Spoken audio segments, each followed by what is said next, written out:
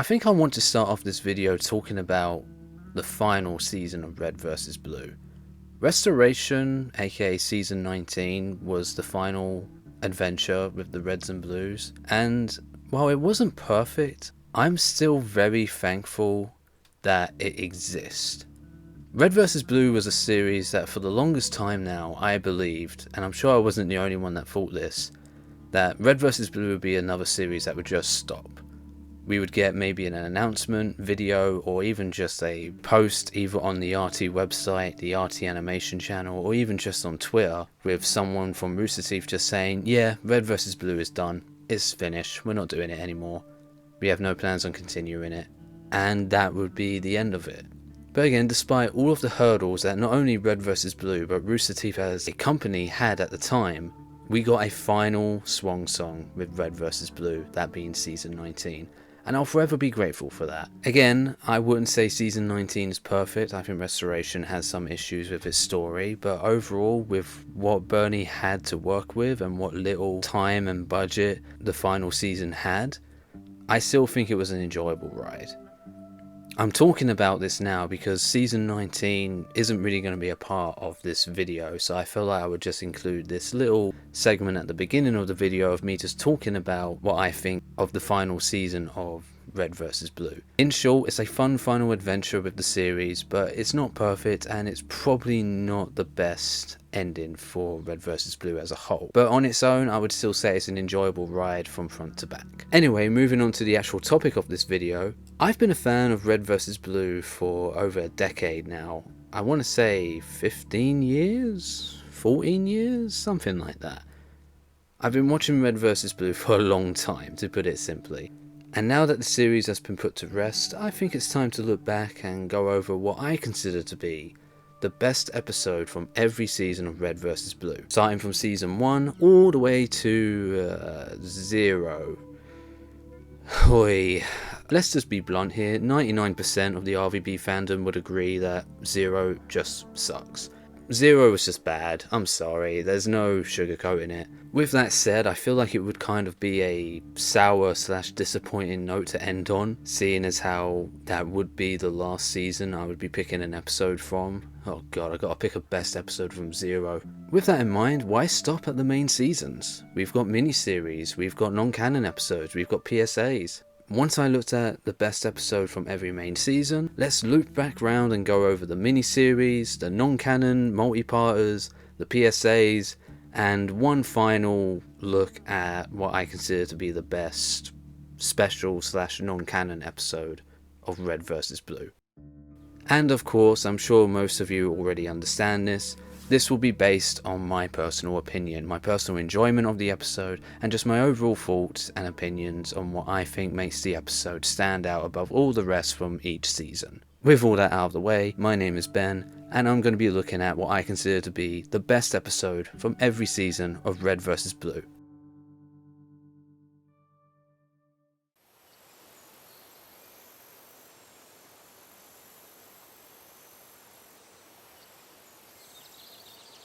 Hey, yeah? You ever wonder why we're here? It's one of life's great mysteries, isn't it? Why are we here?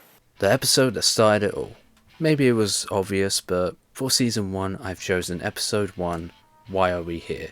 Without this episode, we wouldn't have had the rest of Season 1. Without this episode, Red vs. Blue wouldn't be a series that went on for over 2 decades. We get introduced to the main cast of Season 1. We are immediately introduced to a few running gags, that being Why Are We Here? Are we the product of some cosmic coincidence, or is there really a God watching everything? You know, with a plan for us and stuff. I don't know, man, but it keeps me up at night. What? I mean, why are we out here, in this canyon? Tucker not getting the sniper rifle. What are they doing? What? I said, what are they doing now? God damn, I'm getting so sick of answering that question. You have a fucking rifle, I can't see shit. Don't bitch at me because I'm not going to just sit up here and play with my dick. Okay, look. They're just standing there and talking, okay? Something interesting about this episode, Griff and Simmons seems to have their personalities swapped for this episode, and then for the rest of the season, their personalities are what they're known to be for the rest of the series. Anyway, I think that's all I have to say about it. It's a good first episode to get us introduced to the characters, introduced to already some running gags that'll be playing out throughout the rest of the series, and overall it's a strong, funny start to the Blood Gulch Chronicles. What's wrong? I just had a really weird feeling that I'm never going to see this place again. And that's a bad thing? Well, I didn't say weird bad. I just said weird. Keep in touch, best friends forever, or in other words, Season 2, Episode 19, the final episode of Season 2. Yep, the season finale is my pick for Season 2. There's a lot going on in this episode. Sarge building the 2 new bodies for Church and Tex. Gentlemen, allow me to introduce Francisco Montague Zanzibar. And this one over here is robot number 2. Sheila and Lopez beginning their robot uprising. Porque están los rojos aquí. No le vamos a conquistarlos hasta la jueves próximo. O'Malley here causing chaos. Ah, son of a bitch! What the hell is that? What the hell is that? Mira que cosa. Oh my god. It's the cave devil! Run for your lives! Oh, sorry about that big explosion. Thought it wasn't big enough. The reveal that both the Reds and Blues have the same command. Shout out to Vic. What the hell, Vic? How do you know the red team? Why are you helping them against the blues? What the fuck is going on here? Private Ducker, you're on here too. See, you guys are, I gotta go. Bad connection. Wait, Vic! Red Command! Come in! I need you! Well, that's not gonna be very good for business. Comedy's still at front center of the episode. I really enjoyed the first scene with Francisco Montague Zanzibar and Robot Number 2. Robot number 2! Code word... Dirtbag! Ow! Hey! Pretty nifty, huh? That's awesome, sir. Let me try. Code word dirtbag. Ow! Okay, fine. 2 can play this game. Code word dirtbag. Ah, son of a bitch. This is also probably one of my favorite season finales in Red vs. Blue, because this is the first time the Reds and Blues officially become a team. This is the first time they have to work together. All in all, a funny episode with a lot of story significant moments, as well as a very good final scene with the Reds and Blues getting separated as they leave Blood Gulch. See you in a few hundred years. Computer, you gotta send me back. To Blood Gulch. You just left. No, not the Blood Gulch, to Sidewinder. Man, I totally screwed everything up. How? Well, I didn't keep the bomb from going off, so I just got blasted back here. Yeah, me too. What the? Let me just put it this way, pal. Your next plan goes about as well as the first one does. Uh-oh. My favourite part of Season 3 is seeing Church going through the events of Season 1 and 2 again and trying to change the outcome of him getting killed by the tank, Tex dying, O'Malley infecting Doc. Seeing how Church believes that he's basically responsible for everything that took place during the events of Series 1 and 2 is really funny, but then it also turns into a more serious story when you get context from later seasons of the show. I can still only pick one episode for this video, and with that in mind, I decided to go with episode 14 of Season 3, Have We Met? This is the conclusion to Church's mini trilogy, as it were, of him trying to prevent the events of previous episodes and seasons from happening. It's just a good laugh seeing all the different versions of Church just meeting in the same location and being like, yeah, we fucked up too. What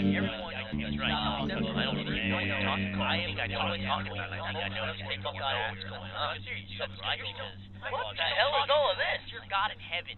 Oh, here he is. Late again. Who are you guys? We're you, dumbass. We just keep screwing up and getting blown back to the computer terminal. Then we teleport here to try again. I know that, man. You told me last time.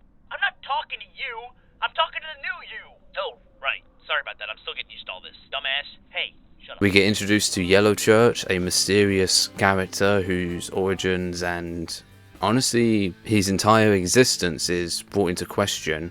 A part of Red vs. Blue that I still don't fully understand, if I'm being honest. Is he an AI? Is he just some messed up version of Sister that exists in Caboose's head? Does he exist to solely just be confusing to the audience? Well, what did you do? Dude, don't ask. Trust me. It didn't work. What I also like about this episode is that in the end, Church just says fuck it and just joins the Reds and Blues as the bomb goes off. Guys, I hate to interrupt, but 0 seconds. Uh-oh. Church! What can I tell you, dipshit? For better or for worse, I'm back.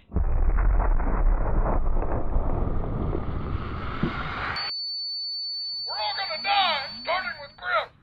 Everyone, get ready to kiss your ass goodbye. Simmons, you can have the honor of kissing mine. Hey, everybody, what's up? I am so happy that you made it in time to die with me. One more thing that I really like about this episode is we get a final shot of Blood Gulch in Halo Combat Evolved. At the time, this was the last time we see Blood Gulch from Halo Combat Evolved in Red vs. Blue. At least during the Blood Gulch Chronicles, with the exceptions of like maybe an odd flashback.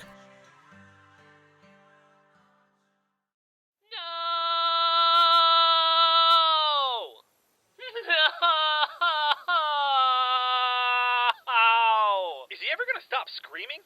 He's been up there for hours. Simmons, shut him up! Hey, Griff, shut the fuck up! Get down here and help us check out the base! No! No! No! I don't think he's even listening to us. Another tough one, Season 4 has a lot of funny episodes and a lot of funny scenes. Obviously, the early seasons of Red vs. Blue, the priority was making a comedy over anything else. So with that in mind, I decided to go with the first episode of Season 4 with this one, Familiar Surroundings.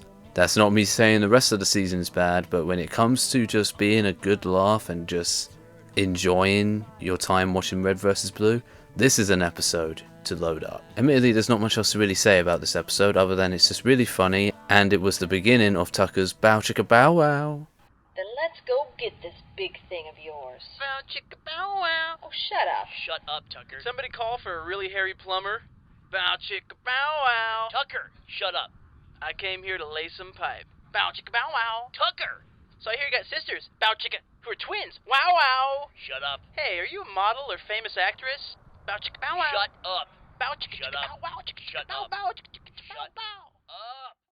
Omega's on the loose, and I think he's infected one of your guys. Infected! Initiate emergency plan Delta, man! Ow! What the fuck? For the second time in this video, we are looking at the season finale for the next season. Red vs. Blue Season 5, the best episode in my opinion, is Why Were We Here? The 100th and final episode of the Blood Gulch Chronicles.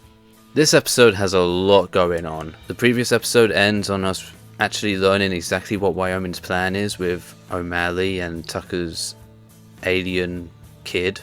To Church's surprise, Tex is willingly going to allow O'Malley infect her again, and Church's goal in this episode is to try and prevent O'Malley from infecting Tex. We have some fun scenes with O'Malley infecting members of Red Team. Something, you fool! And what's wrong with your voice? Nothing. Why does something have to be wrong with my voice? Maybe something's wrong with your voice. Ever think about that, cocksucker? We also get this interesting scene where O'Malley infects Church and, Church doesn't seem to really be affected by it. Weird. I don't really feel all that different. No. Feels pretty much the same. That's kind of weird, huh? After O'Malley infects Tex again, they intend to leave via the Pelican with the aliens, Wyoming's head, but an extra passenger's on board, that being Andy the Bomb. Andy finally gets to blow up, something he's been wanting to do for a while now. Alright then, son. Do what you were born to do. Detonate. Hey, you want me to start from 10 or 3? Come on, let's build it up a little bit. Suspense, it'll kill him. 10. I told you to disable the 9. shit, not destroy it. 8. Oh well, score 1 for the Red Team, 7. I guess. What about my kid? 6. Alright, 5. score 2. 4. Andy, do not 3. detonate. Can you see her 2. heading? Do you know where she's going? 1. Tex? We then have an epilogue with the Blues questioning why we are here, while the Reds are spying on them. Not only as a finale to Season 5, I think this episode is a satisfying end to the Blood Gulch Chronicles, the first multi-season story of Red vs. Blue, and to this day is probably regarded to be the best by a good chunk of the fans. If you only care about the comedy side of Red vs. Blue, if you only care about having a good laugh with Red vs. Blue, this is probably a good stop-off point for the series. There's unanswered questions for sure, but this episode ends on how episode 1 began. The Blood Gulch Chronicles is complete. Hey ladies, get down here!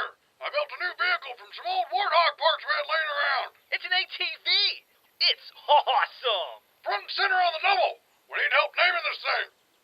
And nothing stupid this time. I get to name this one. Why? Because you named the last one. Hey, Simmons, just one thing. What? Shotgun. Fuck. Dear Chairman, I imagine this investigation of our program is providing you with the kind of attention that politicians crave so much. How very predictable. What has surprised me most about mankind during the Great War is not our ability to adapt to the new arenas of conflict, but instead our willingness in victory to so quickly return to the old. Chapter 16 of Reconstruction, aka Season 6, has probably one of the biggest plot twists in all of Red vs. Blue. Focusing on the smaller stuff, we have a comedic fun scene with the Reds. Simmons, I want you to erase the blues. What, you mean like the blues from our canyon? No, Simmons, all of them. Gone. Erased. As in wiped off the map. Kablooey. Terminate process. But the main meat of this episode is Washington and Church talking about the Alpha, revealing that Epsilon was the fragment memories of the Alpha. As they continued to torture it, Alpha couldn't keep its sanity and its memories at the same time, so it had to purge them. That fragment became Epsilon, and I was just unlucky enough to have it assigned to me. This is only the beginning of one of the biggest twists in Red vs. Blue. I'm saying I know what you are, even if you don't. Why you can seemingly live without a body. What? It's why they stuck you in some useless backwater canyon where no one ever goes. Then why they transferred every person in your outpost to a different base than you. I've been here 14 months. What? Over a year? By yourself? It's why you always agreed with everything Delta I said. think we should simply be happy it is gone. That makes sense to me. Why you didn't feel anything when Omega got inside your head. Feels pretty much the same. That's kind of weird. Why you can jump from person to person the way it can. It all adds up then. Omega was the one who inherited that trait. Church, there's no such thing as ghosts. You're one of them. You're an AI. You are the Alpha. This whole time, since episode 1, Church was an AI. Not only was he an AI, the most important AI in all of Red vs. Blue. The twist alone made this an easy pick for Season 6. Reconstruction is one of my favourite seasons of Red vs. Blue, and this episode, without a doubt, is the best episode of this season.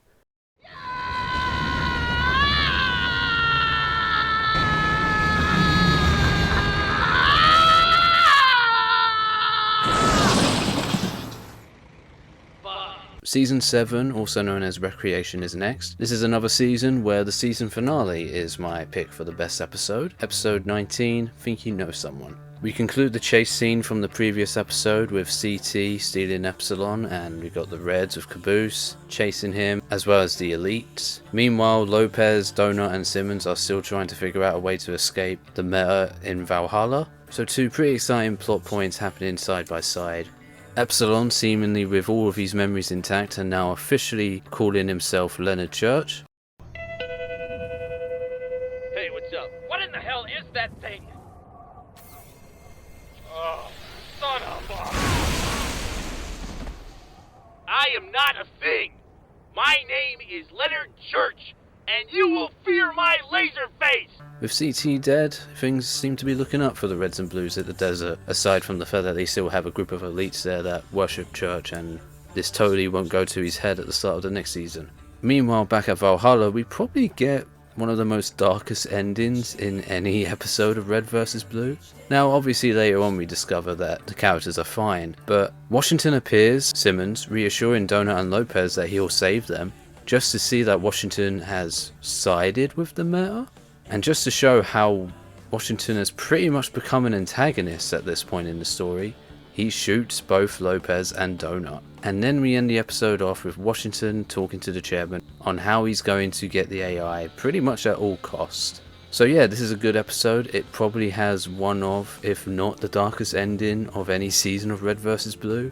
Agent Washington, when you find these blue soldiers that you're talking about, what makes you think that they are just going to give you the Epsilon unit when you ask them for it?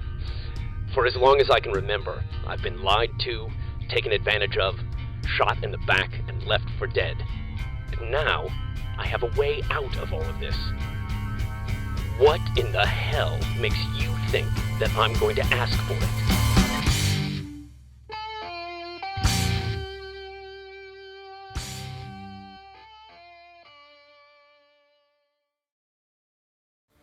I knew you would do this, Meta. I just can't believe. Can't believe. I can't believe it. There they are! Land right next to them! Right. Land. You do know how to land this vehicle, don't you? Sure, that just means stop flying, right? Brace for impact! Oh shit! This is gonna suck! I still haven't got my peanuts. Now we are at the hardest part of this video. Season 8, aka Red vs. Blue Revelation, is my favourite season of Red vs. Blue. Sure, it was tough picking the best episode from previous seasons as well, but this season, any episode from this season could be on this list and I would be okay with it. I love Season 8 of Red vs. Blue. Revelation is just so good. From the soundtrack, to the story, the magnificent animated scenes by Monty, the jokes being some of the funniest in the whole series in my opinion. There's just so much love I have for this season. And picking just one episode? Are you mad? Sure, not every episode has a crazy, over-the-top animated fight scene, but who cares? Those episodes make up for it with the funny jokes. And even if I were to just focus primarily on the animated fight scenes, that still doesn't make it any easier. What do I choose? Do I choose the Warthog crashing through the wall? Do I choose the very next episode with the Meta chasing the Reds? This one goes to 11? Tex fighting Wash and Meta, or later on, the Reds and Blues fighting the Meta? How is it possible for me to even pick a favourite episode? And again, that's just if I decided to break it down to just the animated scenes. I've still got to take the rest of the season into account. What about the final episode with Church's monologue when he's in the Epsilon unit looking for Tex? That scene at the end in Halo Reach with Church? Oh, I love it so much. The dialogue is so good. Revelation is yet another good drop-off point for Red vs. Blue. What about episode 18 with Sarge's epic speech? One of the most emotional speeches in all of Red vs. Blue. Like I said earlier, any episode from season 8 could be on this list and I would be fine with it. Please keep that in mind. With that said, my pick for Revelation is Reunion, episode 19. This episode is so good I struggle to even put it into words. Let's talk about something I haven't really talked about so far in this video. The music. The song that plays during the fight scene with Tex, Wash and Meta is so amazing. Oh my god, the music is so good. The episode begins with Wash recovering from the trip mines that Tex placed. After a brief interrogation attempt, Meta jumps in and that's when the brawl kicks off. That's when it all kicks off, ladies and gentlemen.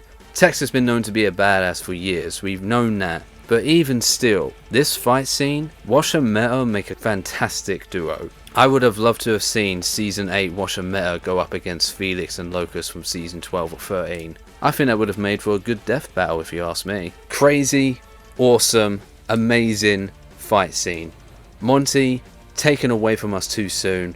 This was just the beginning of him cooking with Rooster Teeth, man. This episode isn't all just about the action. You still have your fair share of comedy, such as the Reds and Blues arriving in the Pelican and immediately crash landing, Doc trying to help Washington with the second worst throw ever of all time. I haven't even talked about Tex triggering the avalanche yet and how Wash and Meta are fighting Tex while at the same time all three of them are trying to avoid the freaking avalanche that is just behind them. I just can't get enough of this episode. I can't get enough of this fight scene. I can't get enough of this season as a whole. Revelation will always be my favourite season. And like I said before, any episode from this season could have been on this list.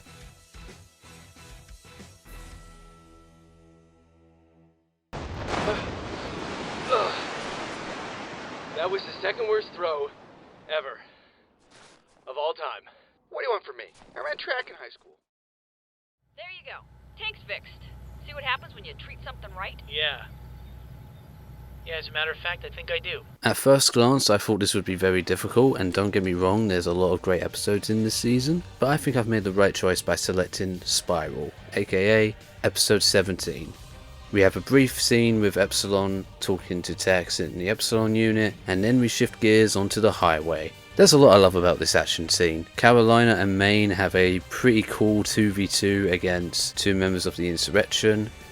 Maine goes through a lot in this episode. He gets sniped, he gets shot in the throat several times, resulting in him losing his ability to speak. He's chucked off the highway, and yet he is still a badass throughout the entire episode.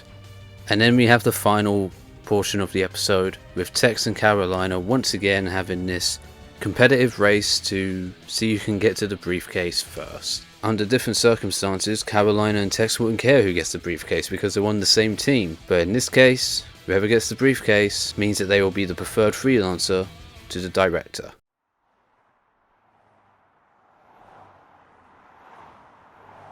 Command, the package is secure. Heading home. Excellent work, Agent Texas. Thank you, sir. Better luck next time, Carolina. Better luck next time, Carolina.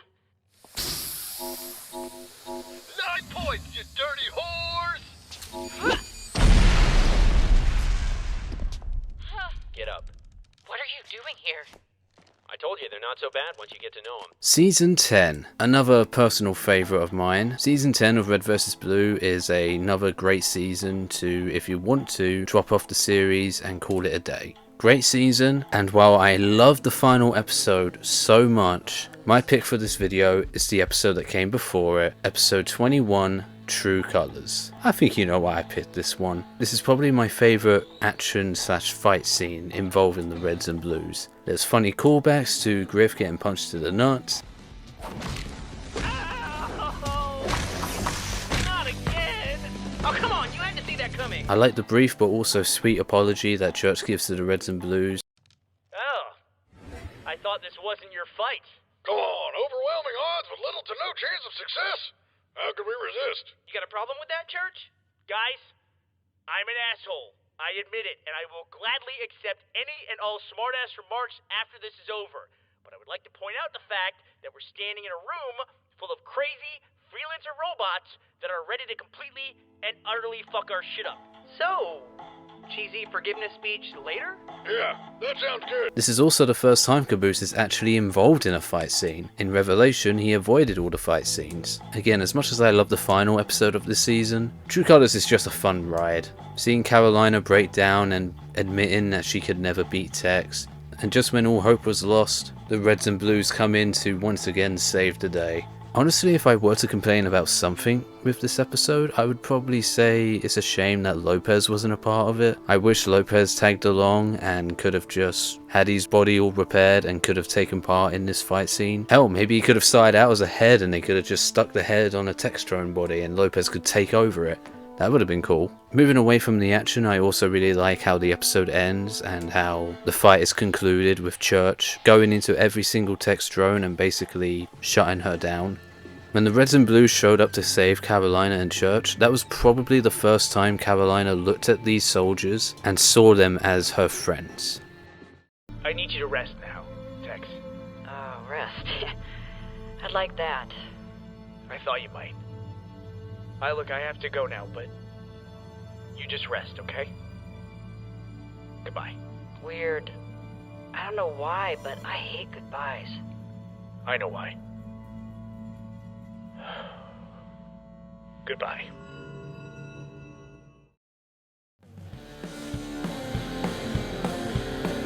Thanks for dropping by, dirtbag. But it's high time you left. Still inverted, sir. Right. We have now reached the Chorus trilogy. Season 11 of Red vs. Blue is a much more back to basics season, very similar to the Blood Gulch Chronicles seasons. Within the Halo 4 engine, no fancy animated scenes, and the majority of the season was the Reds and Blues standing around talking in a canyon. Despite that, this season has probably one of the best action/fight scenes in Red vs. Blue, I would dare say. Episode 18, aka Fire, is nothing but an exciting episode full of action, comedy, with a side of despair towards the end of the episode. It's an all-out fight. The Reds and Blues, aided by Felix, who is totally their friend and will never betray them, are fighting Locust and the Federal Army of Chorus. The episode begins with Washington immediately shooting a soldier, sending his message loud and clear to Locust that they intend to fight. Some highlights for this episode, we have Lopez saving Tucker. You and your friends have caused us a lot of trouble. Now lay down your weapon. What the hell? Pendejo. Dose .0? No, idiota. Lopez! That was fucking awesome! Where did you get that body? Lo tome de un idiota molesto. I don't know what you said, but that's great. Now let's get out of here. 2.0. Esto es Lopez Laposado. Puta. Through years of tossing, Donut once again showed how good of an arm he has. No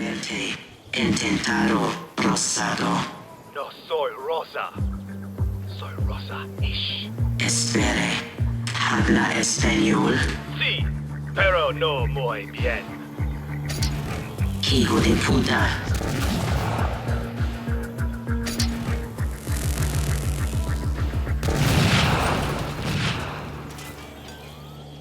Aroha Saladora Robot Santanas.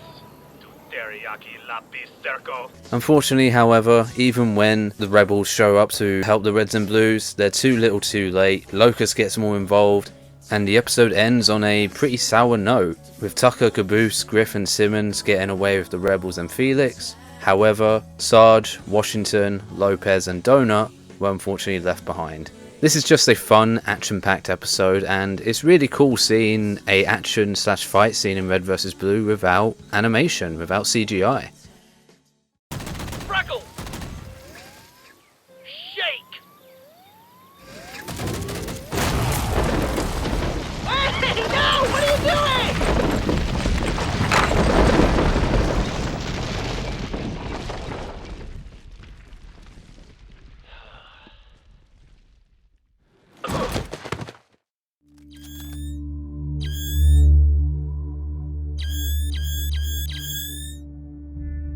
Like sheep to the pen. Oh no. You're ready for slaughter. So, quick question.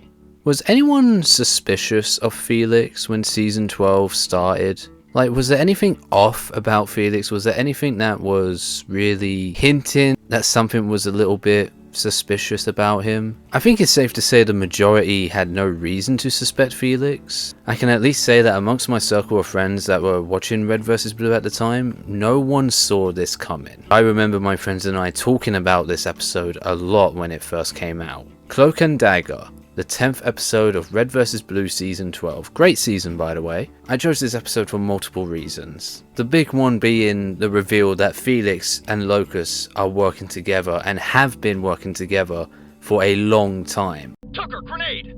Oh, right!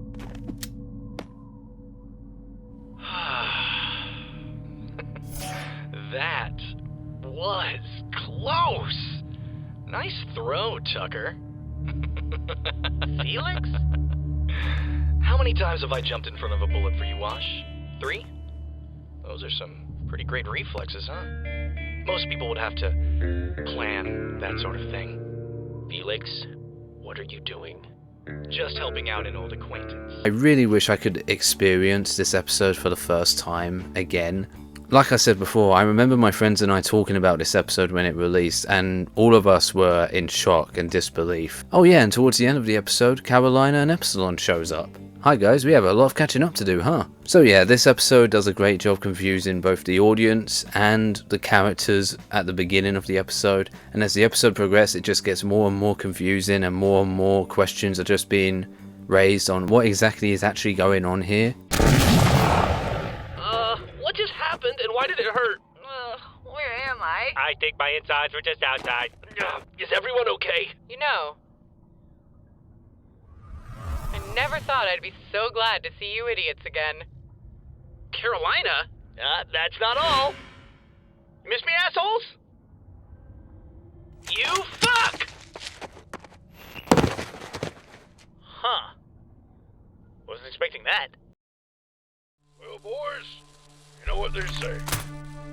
Today is a good day to die. Permission to speak freely, sir? Fuck that. On a scale of 1 to obvious, how many of you saw me picking this episode for Season 13? There's a lot of great episodes in Season 13, however, I feel like there is only one true pick. Episode 20, simply titled The End, is the final episode of Season 13 and the finale of the Chorus trilogy, and yet another perfect stop-off point for Red vs. Blue. I think it's safe to say a good chunk of the fans were always satisfied with this ending above any other ending from RVB. Watching Season 1 to 13 of Red vs. Blue is always a fun, enjoyable ride, and you're never going to regret doing it. The Reds and Blues make their way onto the staff of Charon's ship. They reunite with a familiar voice. Maybe you can lead us to... Access denied. Intruder detected. Shit! Quick! Hit escape! Control and delete. Wait a minute. I know that voice. Phyllis? Director, is that you? Hey, Sheila! Phyllis being more than happy to aid the Reds and Blues against the chairman was always a funny highlight, but there's no reason to delay this scene anymore. Let's talk about the final scene. While the others stand guard outside, Tucker and Epsilon enter the room. We see some notable items and equipment from previous seasons, and Epsilon is able to override the controls of the mantises that are currently attacking the other characters back on Chorus. The rest of the Reds and Blues make their way into the trophy room as well. With no easy exit, the Reds and Blues prepare for one final stand. So, how many of you had Tucker wearing the Meta's suit on your bingo card? My friends and I definitely didn't see this coming, and this was just one of the many great parts of this final scene. The Reds and Blues start saying their goodbyes to one another as they prepare for all they know to be their final battle. As if this scene wasn't emotional enough, time starts to slow down, and then we get to probably the most emotional goodbye in all of Red vs. Blue. I wish I could remember exactly how I felt watching this for the first time. Obviously I was getting emotional, there was no doubt that I was close to tearing up. Actually, telling a lie, I definitely remember crying during the credits of this episode. Not just because of the scene that I just watched, but because Contact from Season 11 became my favourite song from Red vs. Blue. So when the credits of Season 13 was a remix of what was already my favourite song, that was when I remember breaking down into tears the first time watching this episode. It's funny how the episode ends on a cliffhanger, and yet the majority of the RVB fandom, myself included, would agree and say that this is the best ending of Red vs. Blue. While I don't think Season 13 is perfect, it definitely is a satisfying final season to Red vs. Blue, if you want to look at it that way. Me just simply talking about this season and this final episode specifically isn't doing it enough justice. The final episode of this season isn't just the best episode of this season, but is probably one of the best episodes in all of Red vs. Blue. But the hero never gets to see that ending.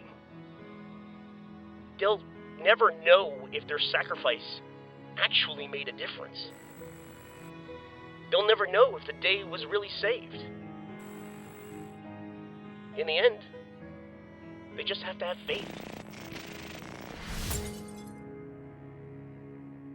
Ain't that a bitch? I hate you. He's here. Blonde, bisexual bridesmaid. He has an escort. 4 of his father's men and a civilian woman, plus whoever's with him upstairs. That is the unicorn of club girls. A season dedicated to multiple stories and focusing on characters old and new throughout all of the Red vs. Blue universe. I really like the concept of Season 14. While I didn't enjoy every story Season 14 delivered, overall, again, the concept of 14 I really enjoyed, and at the time I remember it was really exciting to be an RVB fan because, well, we didn't know what to expect. We had no idea what the next episode would focus on. I think a lot of debates could be made on what is actually the best episode from this season. Personally, my favourite story from Season 14 is Club Called Consequences. The 3-episode story that focuses on Felix and Locus during their early days with their other partner, Cyrus. These were some of the few episodes from this season I watched with my friends. My friend Ellis especially, with Felix being one of his favourite characters, I remember him really enjoying these 3 episodes, and why wouldn't he? Honestly, choosing my favourite story from Season 14 wasn't difficult at all. The first thought I had was these 3 episodes. Picking my favourite episode from within this story, however, I mean, all 3 of them deliver something great in my opinion. However, I still need to pick one episode above the rest. With that in mind, I selected Club, the first episode of these three. While I think all three of these episodes are really enjoyable episodes in their own right, Club is the one that stands out to me. I have a vague memory of being surprised when I first realized that this was an episode focusing on Felix and Locus, because the episode obviously doesn't start off establishing that right off the bat. It's not until you see Felix and Locus walking through the nightclub and you see Felix wearing an orange tie and Locus with a green tie where you get the message that, oh shit, this is an episode about Felix and Locus. I enjoy the little scuffle Felix and Locus have when they're in the bathroom. In and out, no one knows. Easy. This noise will cover anything. That's not an excuse. I'll be on my best behavior. That's what worries me. We see Felix throw away his comm device, something that will bite him in the arse later on in the episode. Something I find interesting about this episode is seeing Felix and Locus, even long before they ended up on Chorus. While they work well as a duo, at the same time, they argue. They don't get along. In a weird way, they kind of represent the Reds and Blues in the early days. Not really getting along, and even though they can work together, they still find excuses or reasons to bicker amongst one another. At the end of this episode, we get introduced to a third partner with Felix and Locus known as Cyrus. It's a shame that he only appeared in these 3 episodes.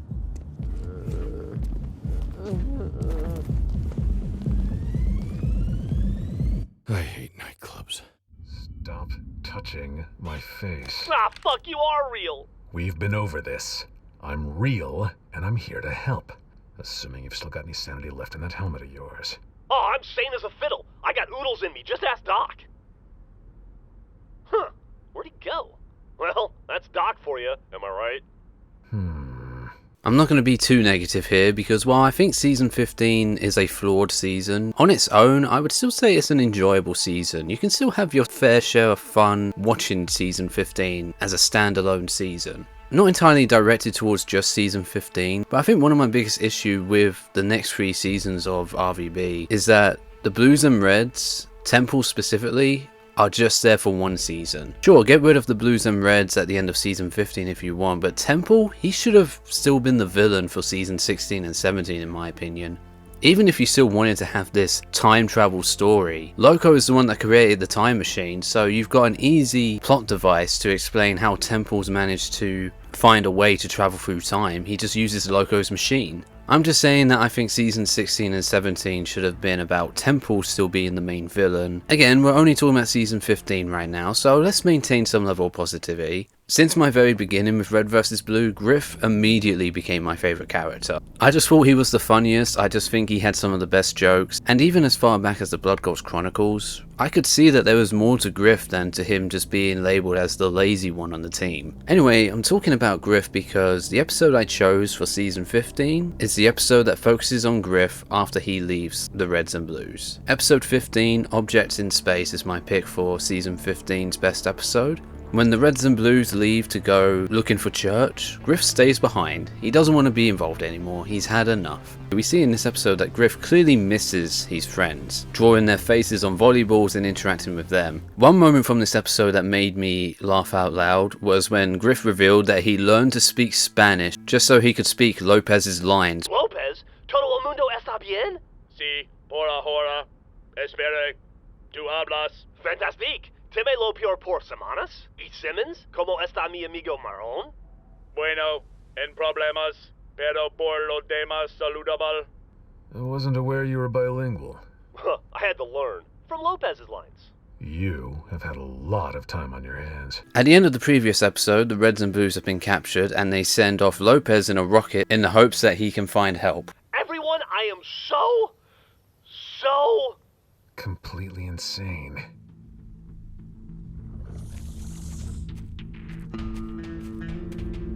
I would know. I can't tell you how happy I was to see Locus again. At this point, Locus is on a redemption arc. He's trying to make right for his past misdeeds, and it was great to see him in this episode. It's a shame that Locus didn't become more or less like an unofficial member of Red Team to kind of counter the early season where the Blues would constantly have Tex as like the unofficial member of Blue Team. I remember people talking about that when this season was airing. I don't remember you being like this. Yeah, well, I don't remember you being anything but a huge dick, but here you are being cool, so people change. How long's this trip gonna take anyway? Do you have any music? Man, it feels good to talk to somebody again. Can I be the DJ? Is there a bathroom on this ship? Can I drive? I thought I was gonna go crazy for a while there, but I'm sane as a fiddle. How many people have you killed? Where did you grow up? Do you ever get lonely? Please stop talking. Have I ever told you about my cat, Loki? Nope. Had him back when I was a kid. Loki was always getting into trouble. One time, he got stuck up in a tree in our backyard. My mom's about to call the fire department when Dad stops her. He says he'll handle it. So he sends her inside and gets out his chainsaw. Oh no. Oh yeah. Dad was never much of a cat person. So he starts to cut the tree down, but it falls the wrong way, right into the power line. Oh no. Yeah. Poor Loki was electrocuted. Falls 30 feet out of this tree. Lands on his feet, walks away like nothing happened. Impressive. This other time, we found Loki in the dryer after my ma had finished a load of laundry. Another time, we find him in the engine of Dad's truck. You get the idea. Cat lived to be 25 years old. 9 lives, you know. Sounds like your spirit animal. I guess I should have some gratitude towards RVB taking 16 seasons for me to finally reach a point where I can say, I hate this episode. This story sucks. What were they thinking? My god, this is terrible. Plenty of people have talked about it, plenty of people have ranted about it, plenty of people have complained about it. Season 16 was a mess. At least when it comes to the main core seasons focusing on the Reds and Blues, there's no second thoughts. This is the worst season that focuses on the Reds and Blues. It sucks that I even have to say that, by the way. Anyway, season 16, I won't spend too much time here, but there is an episode that I think is really good. Episode 8 of season 16, titled Recovery. The episode that primarily focuses on Washington and Carolina back on Chorus, with Washington recovering from his neck injury. After getting shot through the neck in season 15, Washington's brain suffered severe damage. It lost a lot of oxygen, and unfortunately it's affecting Washington's memories. The episode begins and ends on the same scene, with Washington telling the exact same story about his family cat to Carolina. That alone is depressing enough when you think about how this probably isn't even the second time Carolina hears the story at the end of the episode. Carolina's probably heard the same story about Washington's cat multiple times before we even got to the start of this episode. It's tragic. Amongst the whole cosmic powers, time travel bullshit that's going on in this season, this episode, for the most part, with Washington and Carolina, is just a breath of fresh air. It actually feels good, it actually feels enjoyable, it actually feels like Red vs. Blue, and it actually felt like the writers actually gave a fuck when they were writing this episode. There's some other stuff going on in this episode, focusing on Griff and Huggins. Honestly, it's not bad. Huggins is one of the few likable characters introduced in this season, so the scenes with Griff and Huggins in this episode are honestly enjoyable enough as well. I can tolerate it. But the main reason why I picked this episode is because of the stuff involving Washington and Carolina. We're just going to talk to Dylan's expert. Nothing serious. Sounds fun. Trust me, I'm fine. I know myself. I take a hit, I bounce back. I know you do. It reminds me, I ever tell you about my cat, Loki? Nope. Had him back when I was a kid. He was our family pet. You can't win. I don't need to. I found something stronger than strength, more satisfying than solitude and obsession. I found people worth being strong for. Fearogony is my pick for the best episode of season 17. I struggle to say that word, so I'm not going to say it again. While there is some wasted potential with this idea, we get to see inside the heads of the Reds and Blues and the illusions that are messing with them. Some highlights are honestly Doc saving Washington. If I suck, then you suck. If you're strong, then I'm strong too. Difference is, I'm as strong as both of us. I own this body. Now, let's fucking do this!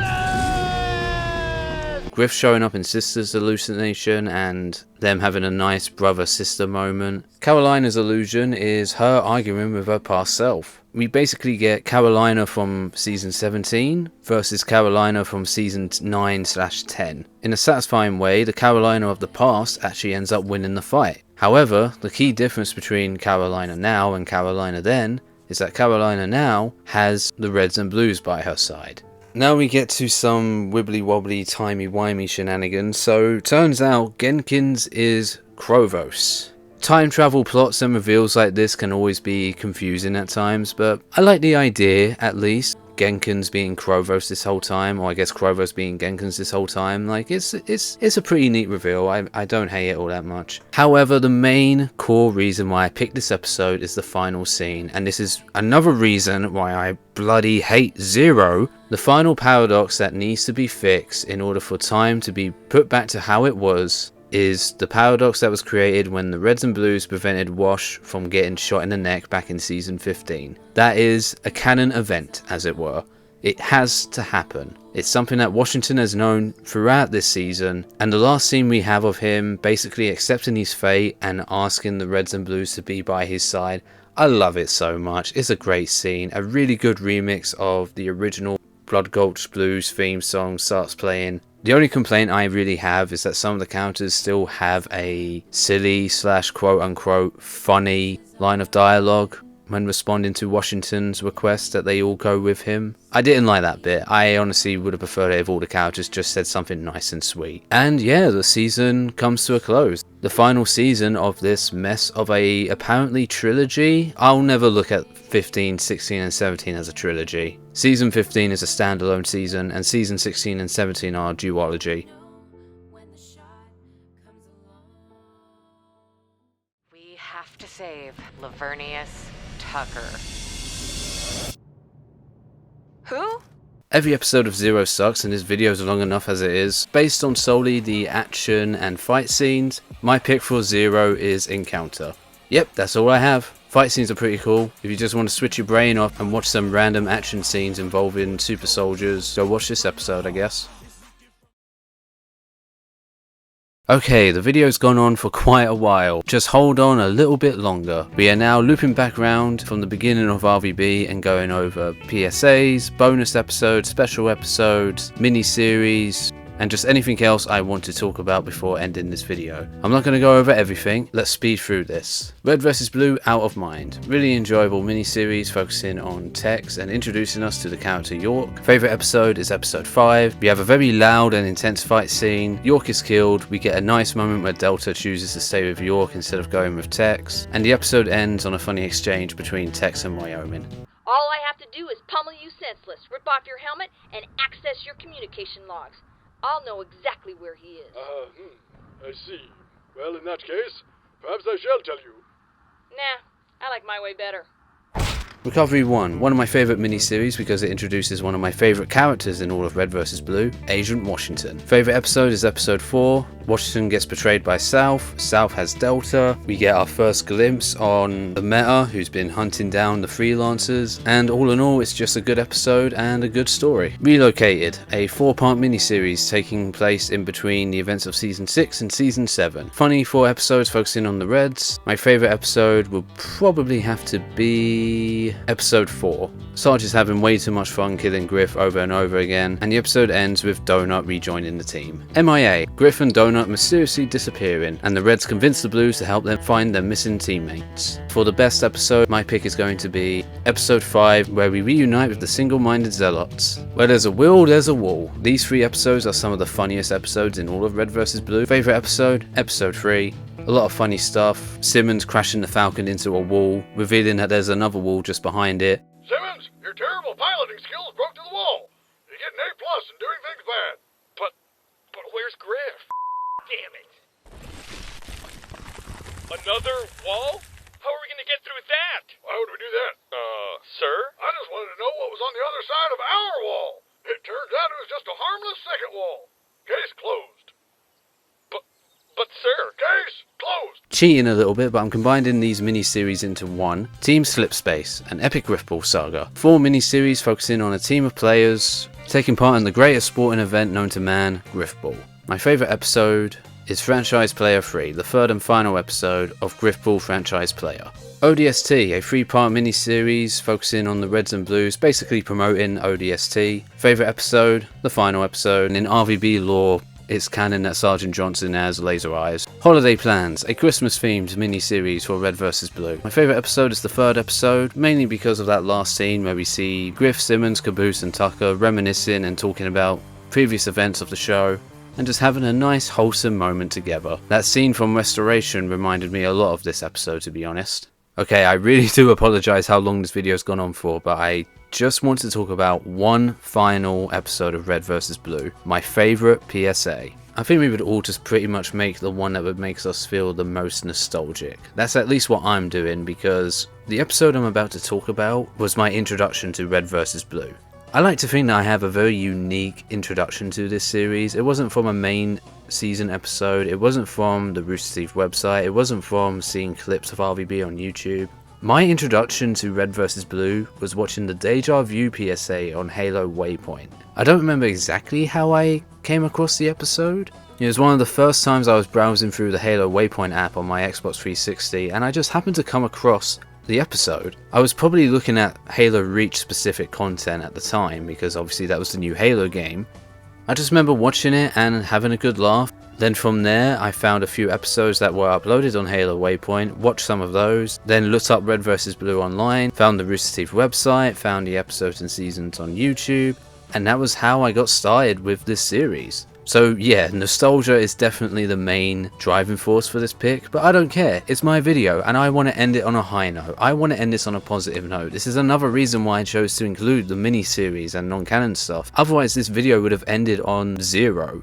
A PSA focusing on the Reds and Blues moving to Halo Reach for the first time. They go back to Blood Gulch, or what seems to be Blood Gulch. There's a few jokes on the current appearance of Blood Gulch not being exactly the same. We're shown Armorlock, as well as Sarge using a jetpack to steal the Blues flag.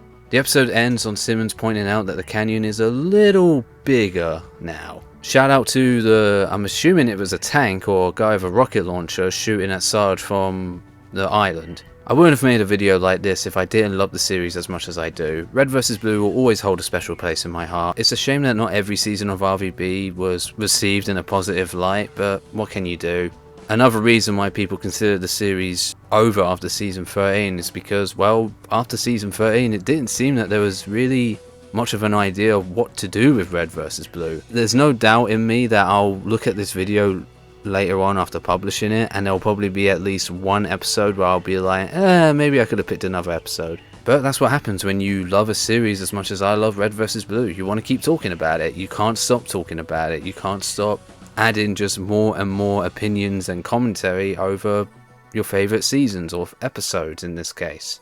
Please leave your feedback in the comments and by all means let me know what you think the best episodes are from every season of Red vs. Blue. And once again, thank you for watching. Until next time. And I mean, hell, if you have to live the rest of your life in a memory, you might as well make it a good one.